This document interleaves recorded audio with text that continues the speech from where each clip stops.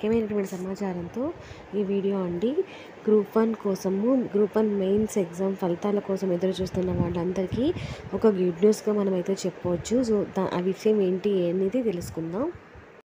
తెలంగాణలో గ్రూప్ 1 పోస్టుల కోసం 563 గ్రూప్ 1 పోస్టుల కోసం అయితే ఒక నోటిఫికేషన్ రిలీజ్ చేసిన విషయం ఆల్రెడీ అందరికీ తెలిసిందే. అయితే అది 2024లో ఎప్పుడు రిలీజ్ అయింది అంటే ఫిబ్రవరి 19వ తేదీన అయితే గ్రూప్ 1 మెయిన్స్ గ్రూప్ 1 పోస్టుల కోసం అయితే నోటిఫికేషన్ రిలీజ్ అయింది. సో, ఇంకా డీటెయిల్స్‌లోకి వెళ్తే రిలీజ్ చేసిన పోస్టులు 563 అయినా కూడా దానికోసం 4,00,000 మందికి పైగా అయితే దరఖాస్తు చేసుకున్నారు.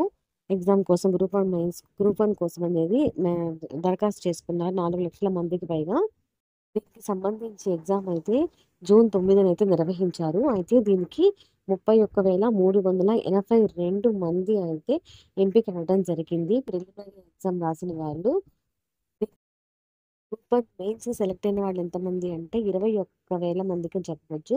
21,093 మంది అయితే మెయిన్స్‌కి అయితే సెలెక్ట్ అయ్యారు.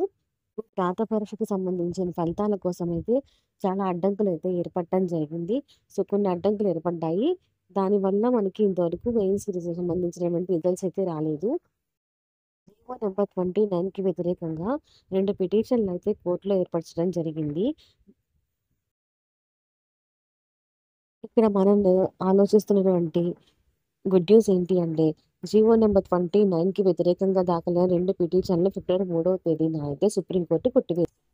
సో, జీవో నెంబర్ 29కి వ్యతిరేకంగా వేసినటువంటి పిటిషన్స్ వల్ల అడ్డంకులు ఏర్పడ్డాయి ఫలితాల కోసం.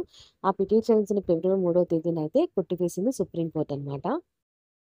జీవో నెంబర్ 29ని సవాలు చేయడంతో పాటు వికలాంగుల రిజర్వేషన్ అంశాలపైన పలువురు గ్రూప్ 1 అభ్యర్థులైతే సుప్రీంకోర్టును ఆశ్రయించడం పైన దానిపైన టీజీపీఎస్సీ పిటిషన్ దాఖలు చేసిందనమాట.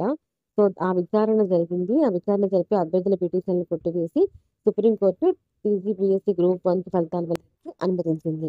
ఫైనల్‌గా టీజీపీఎస్సీ గ్రూప్ 1 ఫలితాల వెల్లడికి జీవో నెంబర్ 29 ప్రకారం 29ని కొట్టివేసి 29 వ్యతిరేకంగా వేసినటువంటి పిటిషన్‌ని కొట్టివేసి ఫలితాలకైతే రిలీజ్ చేయడానికి అనుమతించింది.